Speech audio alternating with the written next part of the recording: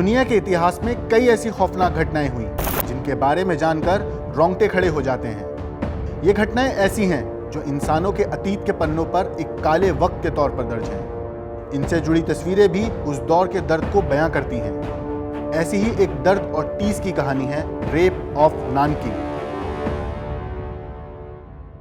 साल 1937 के आसपास जापान की सेना द्वारा नानकिंग पर हुए कत्लेआम में करीब 3 लाख लोग मारे गए।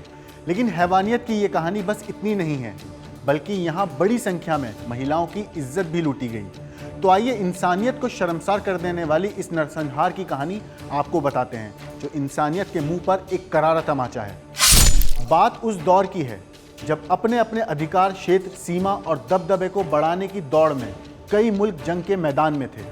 और इसी दौड़ में जापान भी था। वो चीन के चेहर और सुयुनान पर हमला करते हुए शांसी पहुंचा, जहां उसे चीनी सेना से कड़ी टक्कर मिली। हालांकि वो वहां उसको जीतते हुए शंघाई पर कब्जा करने में कामयाब रहा। सत्ता और अपना दबदबा बढ़ाने की इस होड़ में जापानी सेना शंघाई के बाद 9 दिसंबर 1937 को नानकिंग पहुंची। ये वो तारीख थी जब जापान की इंपीरियल फोर्सेस ने जुल्म की इंतहा कर दी थी। उस समय नानकिंग शहर नेशनलिस्ट चाइना की राजधानी हुआ करता था। युद्ध में हार के डर की वजह से चीन के nationalist leader Chiang Kai Shek ने नानकिंग शहर से करीब अपनी पूरी सरकारी फौज को हटाने का आदेश दिया। वहां सिर्फ वो सैनिक रह गए थे जिनका काम युद्ध के दौरान ट्रेंड सैनिकों की मदद करना था। इस हालात को देखकर उनमें से कुछ सैनिक भाग गए और कुछ वहीं किस्मत के भरोसे रह गए। जब जापान की सेना जीत के नशे में चूर होकर नानकिंग शहर पहुंची तो उन्होंने चीनी सैनिकों को आत्मसमर्पण करने को कहा। साथ ही ये भी चेतावनी दी कि अगर आत्मसमर्पण नहीं किया तो अंजाम बुरा होगा। लेकिन अपनी जमीन और फर्ज के लिए चीनी सैनिकों ने घुटने टेकने से मना कर दिया, जिसके बाद जापानी सेना ने जनरल मैत्सुई के आदेश पर नानकिंग शहर पर हमला कर दिया। वैसे तो हर युद्ध के कुछ नियम होते हैं जिसका पालन सेना को करना जरूरी होता है, लेकिन जापानी सैनिकों ने इन सब नियमों को ताक पर रखकर नानकिंग में बड़ी संख्या में बलात्कार, हत्या, लूट और आगजनी को अंजाम दिया। अब आपको जानकर हैरानी होगी कि जापान की सेना पर हैवान इस हद तक सवार था कि उन्होंने जापानी अफसरों के बीच एक प्रतियोगिता का आयोजन किया, जिसमें 100 चीनी लोगों को अपनी तलवार से मौत के घाट उतारने पर प्राइज देने का ऐलान किया गया। आरिस चैंग की किताब the rape of Nanking city की माने तो जापानी सैनिकों ने करीब 80,000 औरतों के साथ बलात्कार किया था वहाँ।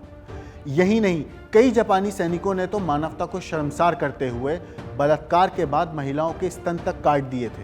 साथ ही उन्हें कीलों के सहारे दीवारों पर लटका दिया था। दूसरे विश्व युद्ध के दौरान यूरोपीय देशों ने जितने लोगों को खोया, उससे कहीं ज्यादा लोगों को जापानी सेना ने केवल नानकिंग में मौत के घाट उतार दिया था। इतना ही नहीं, जापानी सैनिकों ने पिताओं को अपनी बेटियों और बेटों को अपनी माओं के साथ बलात्कार करने पर मजबूर कर दिया था। असल में पर्ल हार्बर पर हमले के बाद ही अमेरिका ने उसके खिलाफ युद्ध की घोषणा कर दी थी।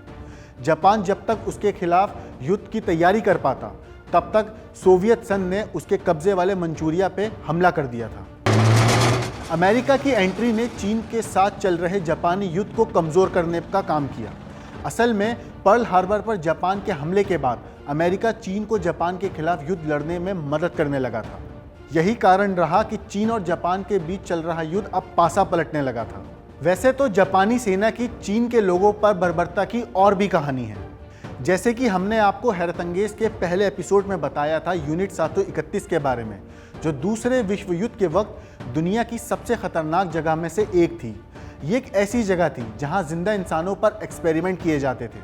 असल में ये जापानी सेना द्वारा बनाई गई एक सीक्रेट लैब थी, जिसे द कमो डिटैचमेंट या ईशी कंपनी के रूप में भी जाना जाता था, जिसे जापान की इंपीरियल सेना के secret biological and chemical warfare research and development unit के तौर पे बनाया गया था, जिसकी स्थापना साल 1938 में हुई थी। और इस यूनिट का प्रमुख जापान का लेफ्टिनेंट शेरो इशी था। वैसे जापान के गुलाम रहे चीन के पिंगफांग में इस तरह के खतरनाक एक्सपेरिमेंट करने वाली ये इकलौती लैब नहीं थी, बल्कि चीन में इस तरह की और भी लैब थी।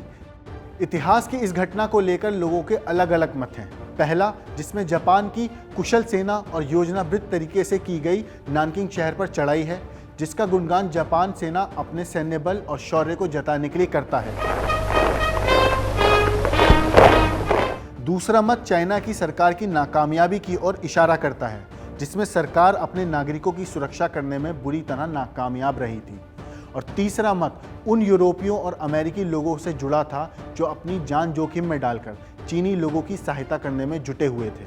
ऐसा माना जाता है कि वो जापानी सैनिकों की बर्बरता को दुनिया के सामने लाने की कोशिश कर रहे थे और यही वजह है कि जापानी सैनिकों की बर्बरता के चलते मरने वालों की संख्या पर आज भी चीनी और अमेरिकी आंकड़े मेल नहीं खाते।